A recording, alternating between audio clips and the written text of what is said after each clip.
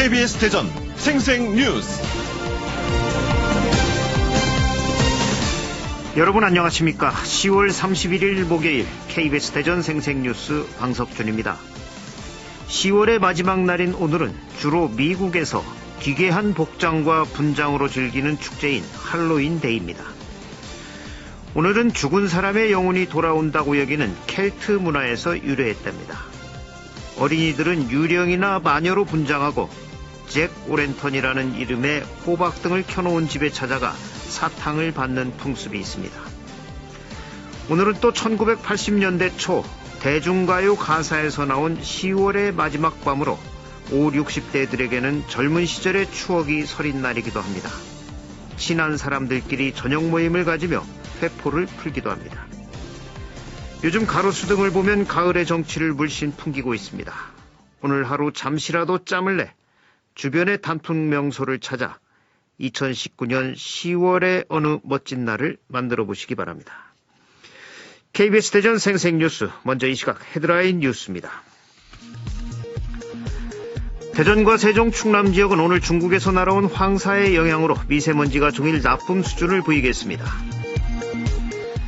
평택 오송 고속철도 복복선 사업이 조만간 본격화하는 가운데 천안 아산역 정차가 제외돼 지역의 반발이 큽니다. 충청남도 연구 용역 결과 천안 아산 정차역 설치가 경제성이 충분하다는 분석이 나와 국토부 대응이 주목됩니다.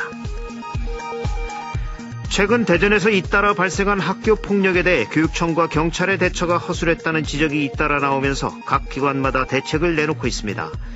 대전경찰이 앞으로는 학교폭력 가해 학생을 소년분류심사원에 보내 피해 학생과 격리하는 방안을 내놨는데 실효성은 의문입니다. 올 들어 대전에 출생하는 지난해 같은 기간보다 10.4% 줄었습니다. 충남도 7.3% 감소한 반면 세종은 5.9% 증가했습니다. 대전 도마 변동 8구역 재개발 아파트가 최고 240대 1의 경쟁률을 기록하며 1순위에서 청약이 마감됐습니다. 대전시 교육청의 공립중등교사 임용시험은 7.5대 1, 사립은 14.4대 1의 경쟁률을 보였습니다. 충남은 공립은 7.3대 1, 사립은 4.7대 1을 기록했습니다. 자율주행 중소형 버스가 세종시에서 국내 처음으로 시범 운행에 들어갔습니다. 다음 달부터는 세종시 일반 도로에서 다른 차량과 섞여 정기적으로 실증을 하는데 상용화는 2027년쯤으로 전망됩니다. 이 시각 헤드라인 뉴스였습니다.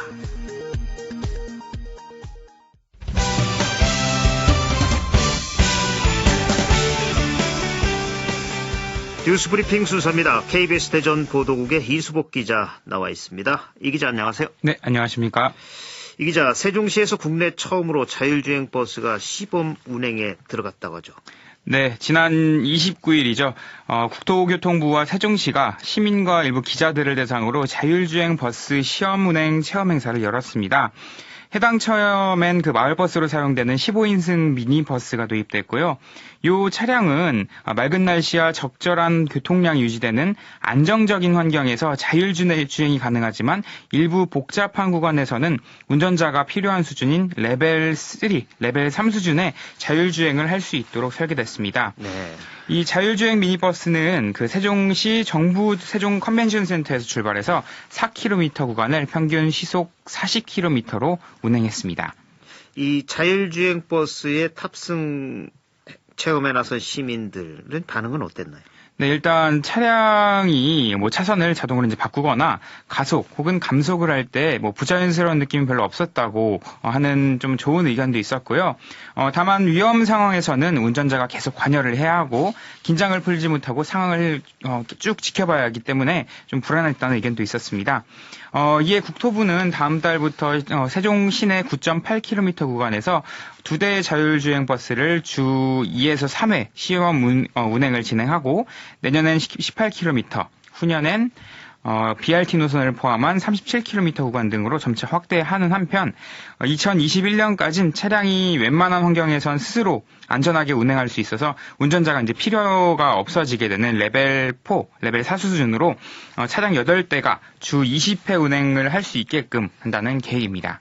예, 이 분야 기술 개발이 빨리 이루어져서 세종시가 자율주행차의 세계적인 요람이 되길 바랍니다. 다음 소식입니다. 지난주부터 중학생 집단 폭행 사건 등이 잇따라 발생해서 이 학교 폭력에 교육청과 경찰의 대처가 허술했다는 지적이 계속 나오고 있는데, 경찰이 이와 관련해서 학교 폭력 종합 대응 방안이라면서 내놨다고요. 네, 그렇습니다. 최근 이제 학교 폭력 사건이 잇따라 발생하자 경찰이 어제 대응 방안을 발표했는데요. 먼저 대전 내 모든 중학교에 학교 전담 경찰관을 투입하기로 했습니다. 또 학교 밖 폭력 사건은 경찰과 학교, 교육청과 이제 정보를 공유하지 않았다는 점이 이번에 많은 비판을 받았는데, 이에 대해서도 학교 폭력 사건이 발생할 경우에 자체 한라인을 이제 구성해가지고 경찰과 학교, 교육청 간 정보를 실시간으로 공유하기로 했습니다. 무엇보다 이번 발표의 핵심은 피해자 보호폭행을 차단하기 위해 우범소년 송치제도를 적극 활용하게 하겠다는 건데요.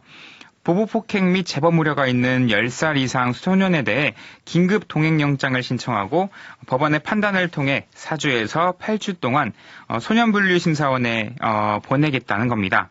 예. 그런데 이 우범 소년 송치 제도가 실효성이 있는 대책이냐, 이거에 대해서는 의문부호가 붙는다고요. 네, 맞습니다. 일단 우범 소년의 기준이 모호하다는 지적이 먼저 있는데요. 소년법의 정의에 따르면 우범 소년은 집단으로 몰려다니며 주변에 불안감을 조성하고 정당한 이유 없이 가출하거나 술 마시고 소란을 피우는 10살, 그러니까 10세 이상의 소년을 말하고요. 성격이나 환경에 미쳐서 앞으로 법령에 저촉되는 행위를 할 우려가 있는 소년이라고 써 있습니다. 네. 이 때문에 자칫 죄가 성립하지 않은 학생들을 그 범죄자로 규정하는 행위가 될 수 있다는 위험성이 있습니다. 그래서 일부 전문가들 사이에선 낙인 효과가 발생해서 인권이 침해될 수 있다는 우려를 보내고 있고요. 또 법원이 우범 소년 송치를 모두 인용해줄지 의문이라는 의견을 내놓기도 했습니다. 예, 이런 사후적인 대책도 있어야 되겠지만 무엇보다도 그 청소년들에게 폭력의 야만성에 대한 교육을 강화하는 근본적인 대책도 나와야 되겠죠. 예, 부족한 대책은 보완하고 효과를 보는 대책은 강화해서 학교 폭력이 근절되길 기대해 봅니다. 다음 소식으로 넘어가죠. 그 대전 도심 한복판에 빗물 체험 학습장인 물순환 테마파크가 들어선다고요. 네, 맞습니다. 그 대전 둔산동 샘머리 공원에 물순환 테마파크가 들어섰는데요. 여기서 물순환 테마파크는 도심 공원 내 그 콘크리트나 아스팔트 등 이제 물이 스며들지 않는 재질 이런 거를 걷어내고 빗물이 이제 땅에 스며들 수 있는 녹지를 새로 조성해서 물순환 기능을 회복한 공원을 말합니다.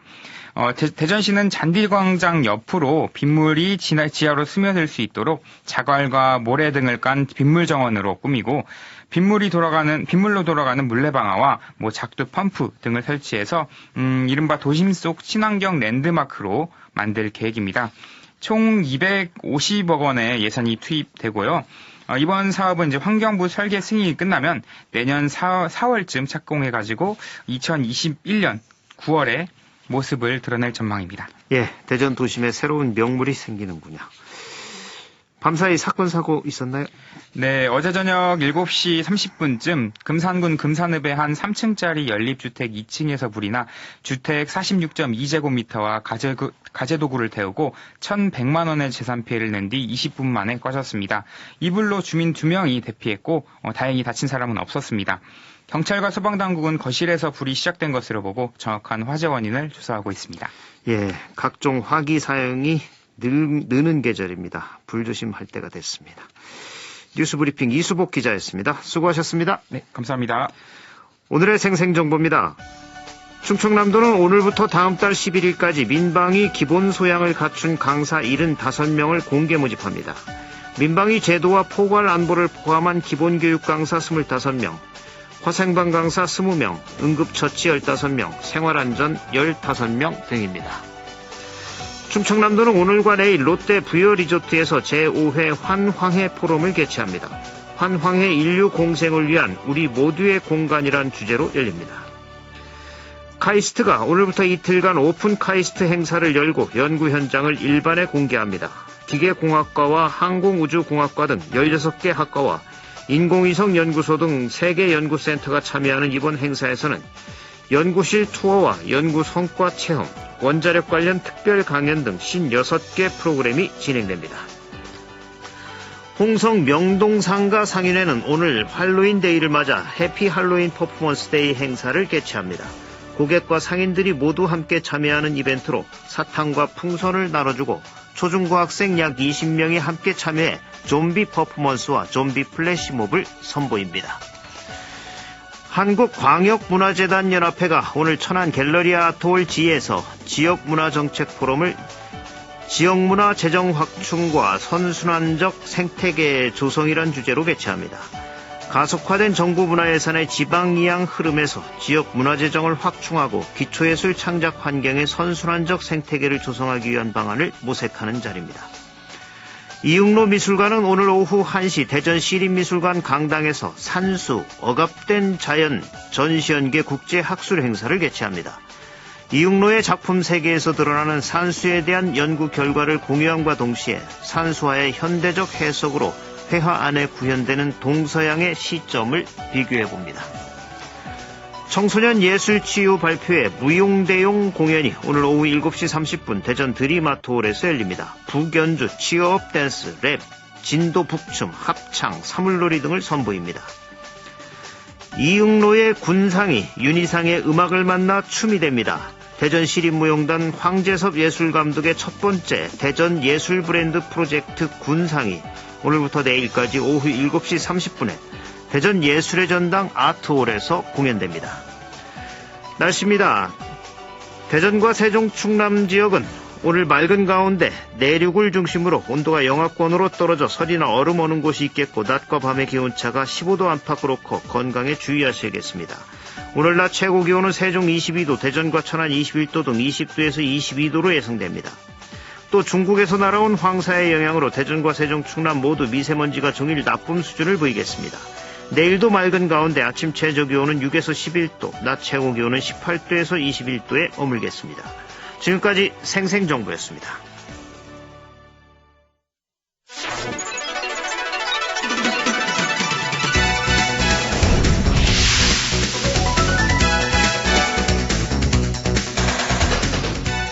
생생한 뉴스, 깊이 있는 이슈 분석.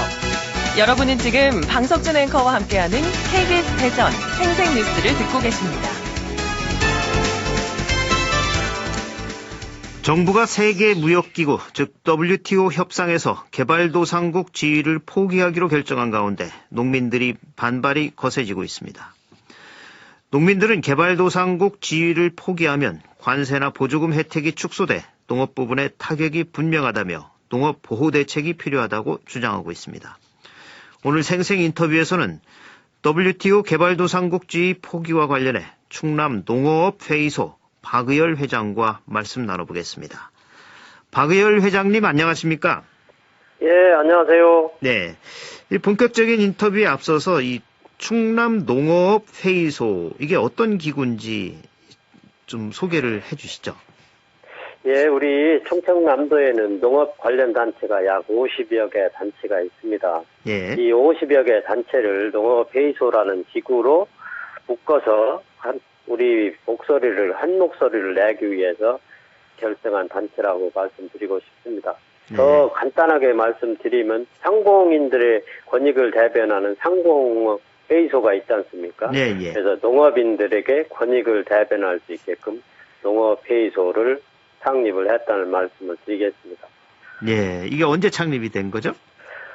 작년 12월 달에 창립이 됐거든요. 약 1년 정도 됐습니다. 예. 이 정부가 지난 25일이었죠. 그 WTO 세계 무역기구와의 협상에서 개발도상국 특혜를 더 이상 주장하지 않겠다 이렇게 선언을 했는데 정부가 사실상 이 개발도상국 지위를 포기한 건데 이 내용부터 설명을 좀 해주시죠. 예, 개발도상국 지위는 WTO 협상에서 자유무역기구인 가트에서 자유무역을 추구하되 회원국의 발전 수준에 따라 시장 개방 수준의 차등을 주어 일정 수준 보호를 해주는 제도입니다. 관세율이 이제 차등을 주어가지고 같이 협력해서 무역이 잘 이루어질 수 있도록 보호할 것은 보호하면서 네. 하는 게 개도국 지위거든요. 네. 예, 그러니까 개발도상국 지위를 유지하고 있으면 관세 장벽 등 국내 산업을 보호하기 위한 장벽을 좀 칠 수 있다 이런 얘기죠. 예. 예. 근데 이제 정부가 이제 그것을 포기하기로 했다.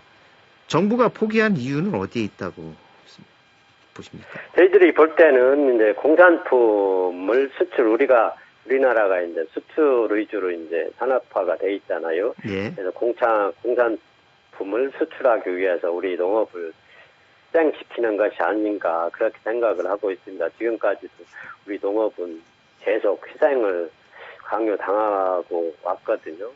아직도 5%의 농민이 95% 국민을 위해서 희생을 해야 한다는 것이 더 안타깝습니다. 예. 이 정부의 개발도상국 지위 포기로 그 농민들은 농업 분야 타격을 우려를 하고 있는데 이 농민들 입장에서는 지금 이거를 어떻게 보고 있죠? 농업을 한마디로 포기했다고 이렇게 보고 있더라고요. 우리 농업인들이. 지금까지 이제 국가를 위해서 어느 정도 이제 희생을 많이 했었는데 더 희생을 강요하니까 어떻게 농업을 해야 할지 답답한 심정들을 많이 토로를 하고 있었습니다. 예. 빠른 시일 내에 피해 대책이 나와야 하지 않을까 이렇게 생각을 합니다. 예. 구체적으로 이 개도국지 포기에 따라서 농업 분야에 어떤 변화가 예상이 되고 있습니까? 우리나라는 96년 OECD 가입 시 공산품은 여타 부분은 이제 개도국을 포기를 했고 농업 분야만 개도국을 유지를 하고 있는 것이거든요. 네. 그래서 이 농업 피해가 상당히 많을 것으로 예상이 됩니다. 지금 개도국 지위를 상실을 하면은 감축 대상 보조 사업의 수준은 현행 생산액의 6.7%에서 약 2.5%로 감축이 되거든요. 그래서 또한 농수산물 수출 물류비를 즉시 철폐를 해야 하기 때문에 수출에도 타격이 올 것으로 이렇게 생각을 합니다. 예. 또 이 관세는 어떻습니까?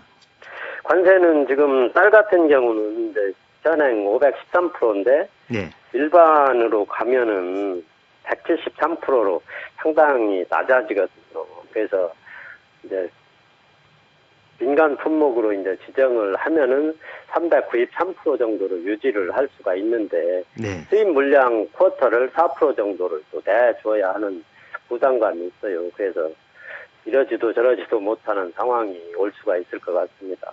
그래서 네. 우리 농업인들의 경쟁력은 떨어질 것으로 이렇게 예상이 됩니다. 네. 아무래도 수입쌀의 수입이 보다 더 많아지겠군요. 예. 예. 특히 이젠 충남은 쌀, 마늘, 인삼 이런 것들의 전국 생산량의 상당 부분을 차지하는데 그래서 이제 더 큰 타격이 우려되고 있는데 이 부분은 어떻게 보십니까? 우리 지역 농협에. 이 부분이 상당히 타격이 클 것으로 봅니다. 지금 쌀은 방금 말씀드린 대로 이제 513%가 154%로 낮아지고요. 네. 그 마늘 같은 경우는 현행 360%거든요. 그 관세가. 그런데 이제 108%. 또 민간 품목으로 지정해도 276% 정도가 되거든요. 마늘 같은 경우는 360% 관세를 물으면서도 경쟁력이 우리 이제 가격이 올랐을 때는 경쟁력이 되고 있는 상황이기 때문에 108%로 떨어지면은 거의 초토화된다고 봐야죠. 마늘 같은 경우. 그 인삼의 경우는 현행 754%거든요. 고율 관세. 네. 저율 관세로 바뀌면은 226% 정도로 낮아져요. 그래서 이 인삼도 경쟁력이 상당히 떨어질 것으로. 그래서 민간 품목으로 지정이 될 수 있도록 578%로 지정이 될 수 있도록 다양하게 노력을 해야 할 것 같습니다. 예. 이에 대해서 이제 정부는 내년 6월로 예정된 차기 협상까지는 현행 관세와 보조금이 그대로 유지되고 실제 타결까지는 시간이 더 걸려서 당장 피해는 없다. 이런 입장인데 이 부분 어떻게 보시나요? 너무 쉽게 말씀을 하시는 것 같습니다. 지금 농업인들은 WTO 개도국 주의가 농업이 강력한 보호막이라고 이렇게 현재 믿고 있거든요. 예. 농가의 불안감이 증가해서 집회 등이 일어날 것으로 예상이 됩니다. 예. 그래서 포기 선언을 철회할 때까지 계속 노력을 해야 할 것 같습니다. 예. 이 개도국주의 포기에도 농업 부분에 피해가 없도록 현 시점에서 농업 보호 대책을 세우는 게 중요해 보이는데 이 농업 보호 대책 농민들은 어떤 게 필요하다고 보십니까? 우선 가격 안정 대책이 꼭 필요하다고 생각을 합니다. 네. 그 관세가 낮아지면은 저가 상품이 많이 들어올 수가 있거든요. 예. 그래서 저는 이제 주요 농산물 가격 대응 직불금을 신설을 해서 시장 가격이 하락을 했을 때 직불금 형태로 이제 보전하는 시스템을 구축을 해야 된다고 생각을 합니다. 그러면은 어떻게 보면 소비자들은 좀 싼 가격에 농산물을 구입을 할 수 있고 예. 우리 농업인들은 싼 가격으로 형성이 되더라도 일부 직불금 형태로 보전이 되기 때문에 큰 피해는 면하지 않을까 이렇게 생각을 합니다. 예. 그러니까 가격 대응 직불금 제도라는 걸 만들어 달라. 예, 예. 그래서 미국에서는 지금 그 부분을 하고 있거든요. 예. 그래서 우리 정부에서는 이제 가격 유지 정책 그 일환으로 보기 때문에 이제 꺼려하는 상황에 있습니다만 지금 WTO 개도국 지위 상실 현황에 맞춰서 이 부분이 꼭 신설이 되어서 우리 농업인들이 안심하고 농사질 수 있는 시스템이 구축이 돼야 할 것 같습니다. 예. 노력을 할 것이고요. 예. 그러니까 수입 농산물의 양이 늘어나게 되면은 국내 농산물의 가격이 떨어질 테고 그 떨어진 부분에 대해서는 정부가 직불금을 지급하라 이런 내용이시죠? 예. 그러면 소비자들은 그 가격에 낮은 가격에 사고 예. 농민들은 또 그걸 보완을 좀 받고 뭐 예. 그런 거죠. 예. 예. 정부는 그동안 농업 보조금 형식의 직불금 지급에서 새로운 공익형 직불제 도입 또 농업 재해보험 품목 확대 이런 걸 검토하고 있는데 이 부분은 어떻게 보십니까?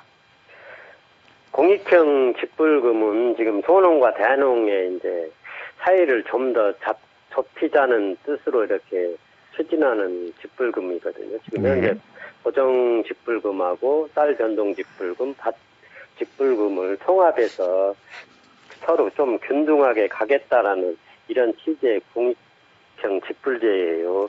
그래서 가격 안정 기능은 상당히 떨어지거든요. 어떻게 보면은 쌀 변동 직불금보다 후퇴가 될 수도 있다라는 생각을 저희들은 가지고 있어요. 예. 또한 그 재보험 품목 확대는 반드시 이루어져야 된다고 생각을 합니다. 전 농산물의 재보험이 실시가 돼야 되고 특히 그 수입보장형 재보험이라고 있어요. 예. 근데 방금 제가 먼저 말씀드린 가격 대응 직불금 형태의 그 기능을 가지고 있는 건데요. 지금 마늘 같은 경우는 우리 농업인들이 수입보장형 재보험을 들고 싶어도 예산이 부족해서 들질 못하고 있는 상황에 있거든요. 그래서 이번 기회에 정부 차원에서 수입보장형 재보험 예산을 대폭 늘려서 우리 농업인들에게 필요한 보험이 가입이 될 수 있도록 이렇게 해주시면 감사하겠다는 말씀도 드리고 싶습니다. 예. 전통적으로 농자 천하지 대본이라고 그랬죠. 농업은 사실 모든 산업의 근간이고 또 우리의 식량 주권을 지키는 차원에서라도 이번 WTO 개도국주의 포기가 농업 분야의 피해로 이어지지 않도록 그 정부 또 자치단체 차원의 노력이 필요합니다. 앞으로 이 문제와 관련해서 그 충남 농업회의소 차원에서는 어떻게 대응해 나갈 계획이신가요? 제가 조차 지금 말씀드리고 있는데 효과적인 가격 안정 대책이 이루어질 수 있도록 다양하게 정책 대안을 좀 제시를 할 예정으로 있고요. 예. 지금 가도국 주의 포기 선언을 좀 철회를 하고 농어민이 소득 안정 방안의 수립을 강력히 촉구를 할 것으로 하겠다는 말씀을 드리겠습니다. 예. 오늘 말씀 여기까지 듣겠습니다. 고맙습니다. 예, 수고하세요. 네. 지금까지 WTO 개발도상국 지위 포기와 관련해 충남 농업회의소 박의열 회장과 말씀 나눴습니다.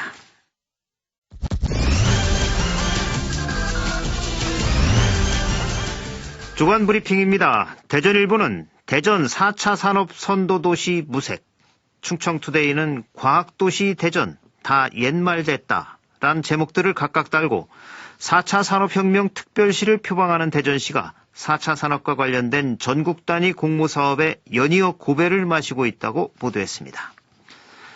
중도일보는 5년간 39곳 탈대전 막을 길 없었나 란 기사에서 최근 5년간 대전에서 타 시도로 옮긴 이른바 탈대전 기업이 모두 39개인 것으로 드러났다고 전했습니다.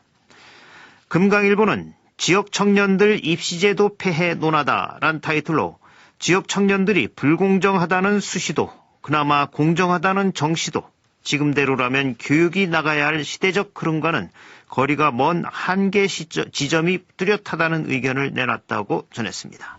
주간 브리핑이었습니다. KBS 대전 생생뉴스 기술의 송환, 구성 조미연, 제작과 진행의 방석준이었습니다. 10월 31일 목요일 방송 여기서 마칩니다. 행복하고 평화로운 하루 보내시기 바랍니다. 내일 다시 뵙겠습니다.